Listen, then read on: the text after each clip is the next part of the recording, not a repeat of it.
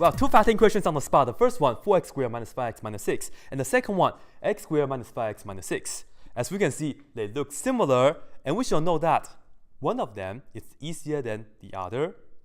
So be sure you pause the video and do the easier one first. Okay, I think you guys will agree with me that this right here is easier, right? Because we only have a 1 in front of the x squared. So to factor this out, we can start by putting down two sets of parentheses like this, and we know we must have x and x, right? Because x times x will give us x squared. And now we have to ask ourselves, what times what will give us negative 6? And together, these two numbers will add out to be negative 5. Well, we know the correct combination, it will be negative 6 and plus 1, like that. Because negative 6 times positive 1, it will be negative 6. And then negative 6 plus 1, it is going to be negative 5. So we know we got this right. And by the way, if you put down plus 1 here and minus 6 here, it's okay too. The order doesn't matter. But anyway, this right here will be the correct factor for that one. And now let's take a look at this.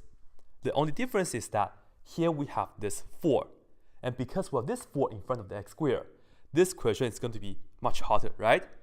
Because we do have two ways to break down 4x squared, namely 4x and x, or 2x and 2x. Anyway, to show you guys how to factor out this kind of trinomial, when the leading coefficient is not 1, in this video, I will show you guys with the tic-tac-toe method, and I will start off with by drawing off the tic-tac-toe boxes like this. Okay, and you can check out the video in the description. In that video, I will show you guys 4 popular ways to factor out a trinomial like this. So be sure you watch that. Okay, so this is how the tic-tac-toe method is going to work. First, we will ask ourselves, what times what will be 4x squared? And as I mentioned earlier, we could use 2x times 2x, or maybe 4x and x. And we don't know unless we try.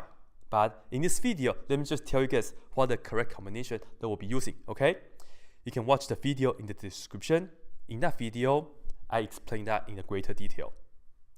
Anyway, let me put down 4x and x right here for you guys. And now we'll come here and we'll ask ourselves, what times what will give us negative 6? And once again, we have a few combinations for this, right?